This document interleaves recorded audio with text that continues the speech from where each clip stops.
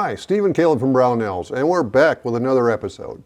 Caleb, you got all this stuff gathered up. What do you want to talk about today? I do, Steve, and I thought today, since we've been using this stuff a lot, I thought we'd talk about the top 3 LPVOs of 2025 so far. So far. It's So early far. in the year. Well, Yeah. no, it's halfway through now, actually. Yeah, it's pretty darn close. Okay. So we have 3 different price ranges, low, medium, and high. So Nice. I figured we should just kick it off with the low. Okay. And just go from there. So on the low end here, if you recognize this AR, this is from when we did the how to build a affordable AR series. Yeah. And we since added an affordable optic to it. But this is the Athlon Argos. And it is pretty low in the price range, but honestly, I was surprised with the quality. The only drawback to it is the fact that it is a second focal plane. All right. But I mean, for the price, you really can't beat it. If you're looking to get into LPVOs, then this is definitely the one to get.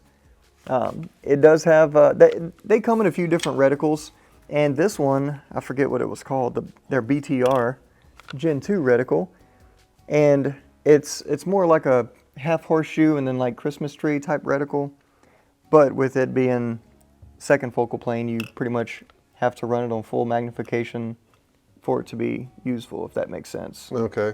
Because Okay. the BDC only is the BDC on 8 power. All right. Well, what ranges does this work best at? What's its limitation?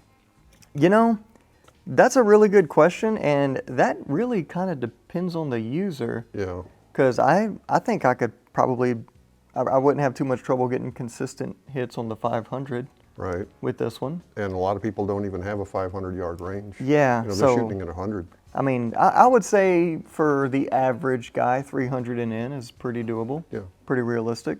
And we're talking like IPSC or like man-size silhouette type target. So for a lot of people, that might be just all you need. Oh yeah, right for there, sure. easily. Yep. And it is illuminated, so you got, your battery goes in right there. You can turn it on. And but other than that, I mean, it's just a super straightforward, easy to use, set it and forget it kind of deal. All right, rugged construction, it'll hold up. Yep, it is rugged construction, gas filled and all that stuff. So Does that have click adjustments on it? as far as the like setting Elevation to and zero, windage, yeah. yes, it does. So very tactile, nice. Yeah, that's important clicks. to me. Yeah. When you're out at the range and the wind's blowing and stuff, you got to be able to almost feel it sometimes. Yeah, and I will note with this, one click is half an MOA. All right. So a lot of other optics, like your hunting optics and stuff like that, it's one click is typically a quarter MOA. Sure. But So- again, that range comes into play too. If you're 100 yards, 200 yards, that's not a big deal. Right. Yeah. So very easy to get dialed in, and this is a 1:8 by 24, 30 millimeter tube, and just a great affordable optic. Yep, 30 millimeter, easy to find them out. Yeah. So that's the selection from Athlon. Nice scope. Yeah, it is. And then moving up to that medium price range here, things are getting a little more expensive, but we do get some more features. Sure. This is the SIG Tango MSR. So this one does come with the mount. The other two we're going to show here do not. And also, it's a pretty beefy optic. So the tube on this one, it's a 34 millimeter tube, whereas the other two we're talking about here is 30 millimeter. And as you can see, this scope is pretty large, It is. but it is a 1:10. Yeah. Whereas the other two here, let's see, this Athlon, yeah, so both of these other ones are 1:8. This is a 1:10. That's why it's so much larger, really. But with this one, it does have an illuminated reticle, and it is, what would you describe the color, Steve? Well, it's a bronzish sort of brown. Browns? Browns? Browns? Yeah, it could be browns. Yeah, well, if it's not that. I was going to ask you what color it was, should be actually. that. Yeah, it's hard to say. But this one is a first focal plane. Okay. And it has an illuminated reticle. And what I really like about this one is that, and the next one here too, actually, when you turn it on, And you're on 1 power, it's almost just like looking through a red dot because of that, because of it being first focal plane. But whenever because you can't really see all the different measurements and BDC and stuff on 1 power. I'm with you. But once you really crank it up, you can see all of it, and it's all illuminated. Cool. And it has a half horseshoe reticle, and I don't know what the technical term for that reticle is, but it's very useful, very tactile. Right. And this is something we could take out to the 500 easy and I would think get so. hits all day long. Yeah. SIG's really up their optics game. Yeah, for sure. So, and SIG is one of those companies, they have low-end optics and they have high-end optics. Yeah, they got a whole range. And this is right in the middle. So just if you're looking to spend a little more and get something a little bit nicer, then this is the one to get, the Tango MSR. And last but not least, Yes, my favorite of all of them. And really just like my favorite optic series this year is the Nightforce NX8. yeah. So I have the NX8 on my 6.5 Creedmoor precision rifle, and that thing is phenomenal.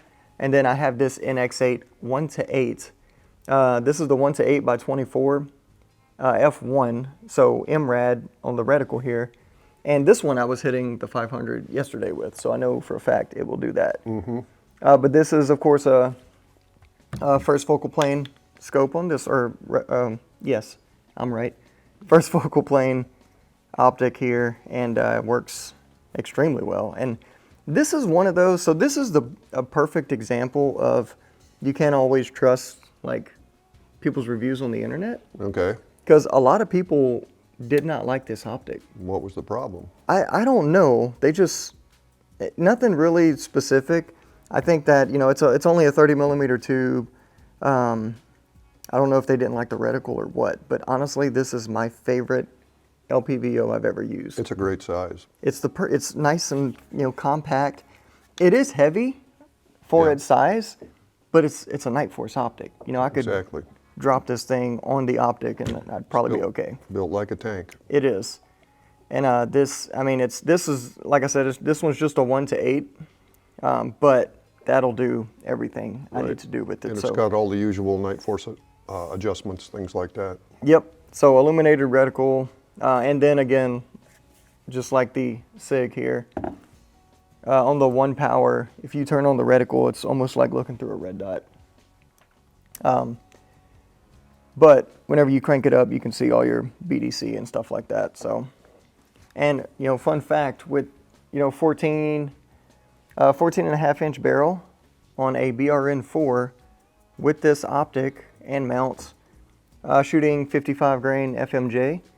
It's about 2.5 MRAD is your zero for, or your point of impact, point of aim, point of impact for the 500. All right. With a 36-yard zero, I should have threw that in there. Yeah, you played with that thing for a while, so you kind of know it pretty well. Yeah, I've got this one figured out. So this is the one I'm going to be using in stuff like Gunfighter Gauntlet. Okay. So this is the one I've been shooting the most this year. Nice scope. But yeah, it is. So this is, of course, on the higher price range of things, but it's well worth it if you're going to be doing a lot of shooting from close to far out. So. And what color is that one? That's flat dark earth, Steve. Okay. You know it. Sure. That's your favorite color. I'm sure it's available in black, though. It should be. Yeah, Yeah. and, I know for a fact it is. Yeah. So. I think all of these are available in black. Yeah, I do believe they are, especially this first one. The black one? Yeah, the black one's definitely available in black. Cool. But yeah, that's it, Steve. That's the top 3 LPVOs of this year so far. All right. Well, there you have it. If you agree or disagree with our decisions, please feel free to comment any way you like. And if you have a better suggestion, let us know. We'd like to hear from you, and so would the other people that are watching this. In the meantime, thanks for watching. We'll see you next time.